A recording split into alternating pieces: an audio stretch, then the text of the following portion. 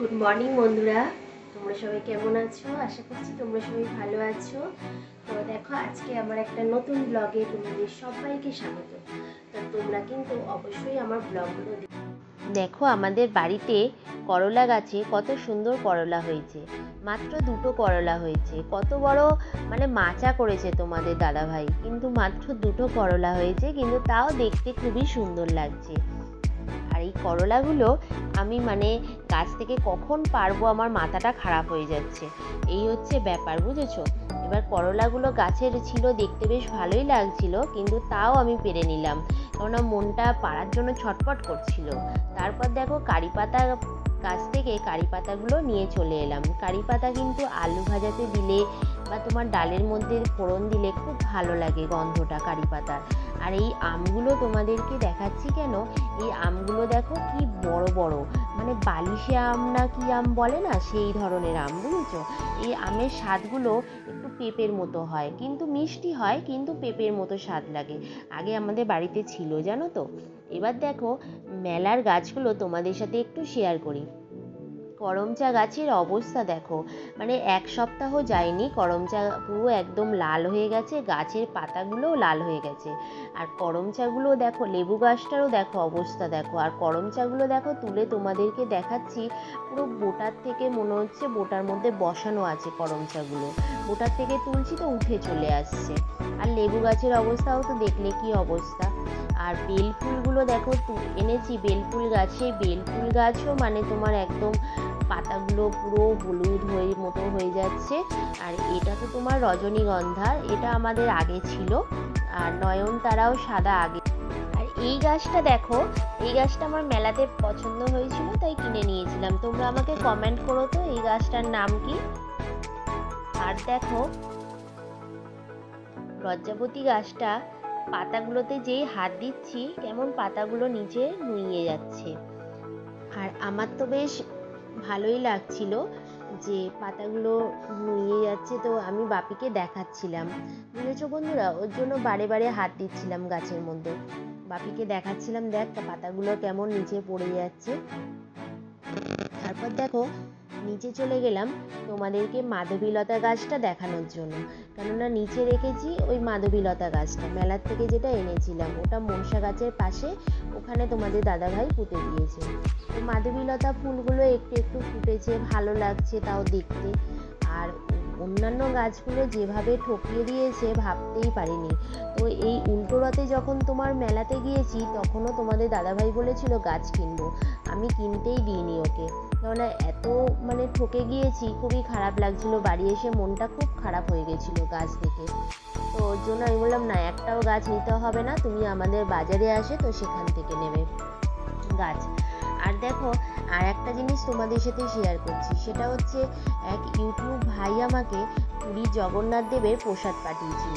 সেটা অন্য সময় তো আমরা জগন্নাথ দেবের প্রসাদ আনি, কিন্তু এই রথের সময়তে ওই ভাই ওখানে গিয়েছিল। সেই ওই ইউটিউব ভাই আমাকে ওই রথেরই সোজা রথেরই প্রসাদ এনে আমাকে দিয়েছিল।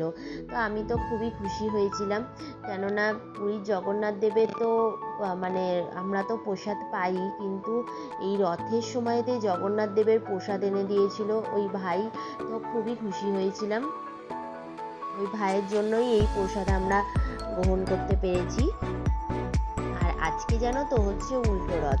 তো উল্টো রথে তো ইচ্ছা আছে সন্ধ্যের দিকে মেলাতে যাওয়ার, যদি তোমাদের দাদাভাই তাড়াতাড়ি অফিস থেকে ফেরে তাহলেই যেতে পারবো। তো দেখি কি হয় শেষ পর্যন্ত। এবার তো বাকি কাজগুলোকে তো আবার সব সেরে নিতে হবে আস্তে আস্তে।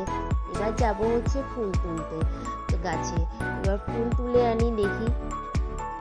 আজকে দেখো কত ফুল ফুটেছে, সাদা কাঞ্চন ফুল, টগর ফুল, তারপর তোমার ওই জবা ফুলও অনেক ফুটেছে। ওর জন্য জবা ফুলগুলো, সব ফুলগুলোই একটা একটা করে সব তুলে নিলাম, নিয়ে ভাবলাম ঠাকুরকে বেশ সুন্দর করে সাজিয়ে দেবো একটু। দেখতে কি ভালো লাগছে দেখো জবা ফুলগুলো, জবা গাছে পুরো লাল হয়ে রয়েছে, একদম খুব ভালো লাগছে দেখতে, তাই না? আর এই ফুলগুলো তুলতে কিন্তু বন্ধুরা অনেক টাইম লাগে। যদিও মা তোলেন ফুলগুলো, তো আজকে আমি মনে করলাম যে আমি একটু ফুলগুলো তুলি, ভালো লাগছে বেশ দেখতে। তার জন্য ফুলগুলো সব তুলে নিচ্ছিলাম। নেবার পরে এবারে ঠাকুর পুজোও করে নেব গিয়ে। ঠাকুর পুজো করার পরে তারপরে অন্য বাকি কাজগুলো সব সারবো। আমাদের ওখানে গরম কেমন বলো বন্ধুরা? আমাদের এখানে তো প্রচণ্ড পরিমাণ গরম, মাঝে মাঝে একটু একটু বৃষ্টি হচ্ছে, আর কি গরম রাখছে কি বলবো। এবার দেখো ফুলগুলো সব তুলে নিয়ে মায়ের পায়ে পুরো লাল করে দিয়েছি একদম জবা ফুলেতে, কি সুন্দর দেখতে লাগছে। আর অন্যান্য ঠাকুরগুলোকে জানো তো আমার কাপড় পরানো হয়নি, কাপড়গুলো সব খুলেছিলাম মানে ধুয়ে দেবো বলে, তারপর আর কাপড়গুলোকে পরানো হয়নি। এবার দেখো মেলায় যাব না করে মেলায় চলেও গেলাম। তোমাদের দাদাভাই তাড়াতাড়ি চলে এসেছিলো, তো বললো চলো তাহলে একটু ঘুরিয়ে নিয়ে আসি। বাপি কিন্তু যেতে পারেনি, বাপির পড়া ছিল, বাপি পড়তে গেছিলো। আমি আর তোমাদের দাদাভাই মেলাতে গিয়েছিলাম। তো গিয়ে দেখো, আর আগের দিন আমাদের পাড়ার যে রথ আছে রথতলা, সেই রথের পুজো তোমাদেরকে দেখিয়েছিলাম। আর আজকে গেছিলাম নাগের বাজারে, তো নাগের বাজারের জগন্নাথ দেবের রথ টানা হয়েছিল, তো সেই রথেরই ভিডিও করেছি। তারপর দেখো আমি ওই ভিড়ের মধ্যে দিয়েই চলে গেলাম পুজো দিতে, কিন্তু পুজো তো কিছুতেই দিতে পারছি না, এত ভিড়ের চাপ। তার মধ্যে দিয়েই চেষ্টা করছিলাম দেওয়ার জন্য। আর দেখো এত ভিড়েতে না মেলা দেখতে ভালো লাগে না। আমরা জানো তো এত ভিড়েতে মেলা দেখতে পছন্দ করি না, কিন্তু যেহেতু পুজো দেওয়ার ব্যাপার ছিল তার জন্যই গিয়েছিলাম। আর আজকে তো অনেকটা রাতও হয়ে গেছিলো তোমাদের দাদাভাই ফেরার পরে। তারপরে আমি 9:30 প্রায় বেজে গেছিলো যখন আমরা ওই পুজো দিচ্ছি। তো অনেকটাই ভিড় হয়ে গেছিলো মেলার মধ্যে। আগের দিন তো খুব তাড়াতাড়ি গিয়েছিলাম, যার জন্য অতটা অসুবিধা হয়নি, কিন্তু আজকে প্রচণ্ড ভিড় হয়েছে। তো যাই হোক, ভিড়ের মধ্যে দিয়েও বাবা জগন্নাথ দেবের পুজোটা দিয়ে দিলাম। আর দেখো পুজো দেওয়া হয়ে গেলে খুব বেশি আর দেরি করব না, বেশি ঘুরবও না। তোমার একটু পাঁপড় ভাজা আর জিলাপি নিয়ে বাড়ি চলে যাব, কেননা বাপি তো আসেনি, ওর জন্য ভালোও লাগছে না মেলাতে ঘুরতে, কিন্তু পুজো দেওয়ার জন্য এসেছিলাম মেলাতে। তো দেখো এবারে আমরা দেখতে থাকো কি নিই বা কিভাবে ঘুরি, তোমরা সবাই দেখতে থাকো।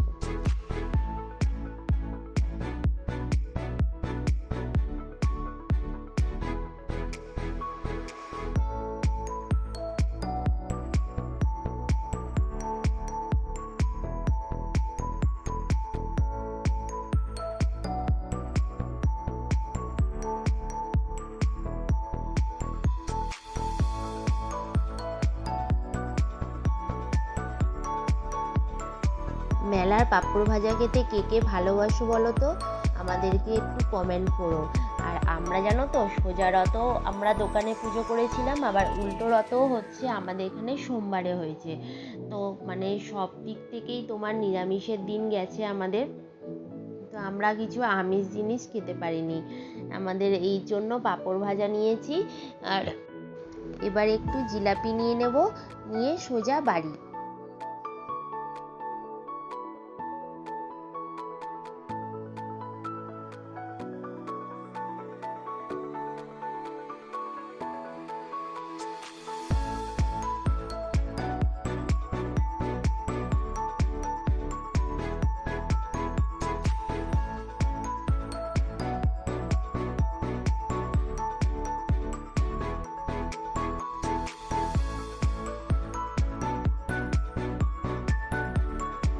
দেখো মেলার থেকে বাড়িতেও চলে এসেছি, এসে দেখছি বাপি চলে এসেছে।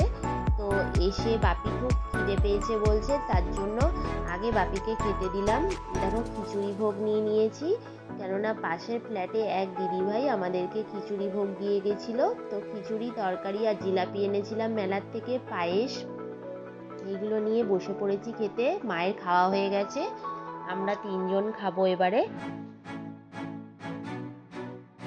দিচ্ছি, তারপর তোমার কাটা হবে।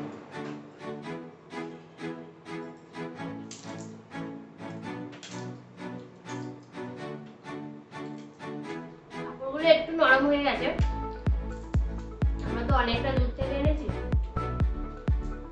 তারপরে একটু নরম হয়ে গেছে।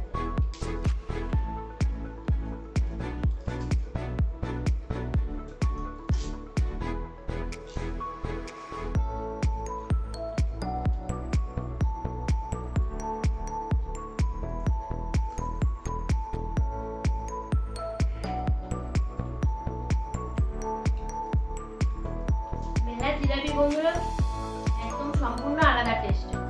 মিষ্টির দোকানে বিক্রি হলেও মানে মেলার মতো না, মেলায় মানে খাস্তা মতো খুবই সুন্দর লাগে।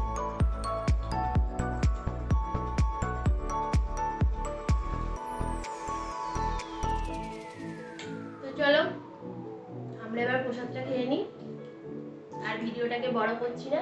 যদি ভিডিওটা তোমাদের ভালো লেগে থাকে তো অবশ্যই লাইক, কমেন্ট, শেয়ার, সাবস্ক্রাইব করবে আমার চ্যানেলটাকে, আমার পাশে থাকবে। Tata, good night.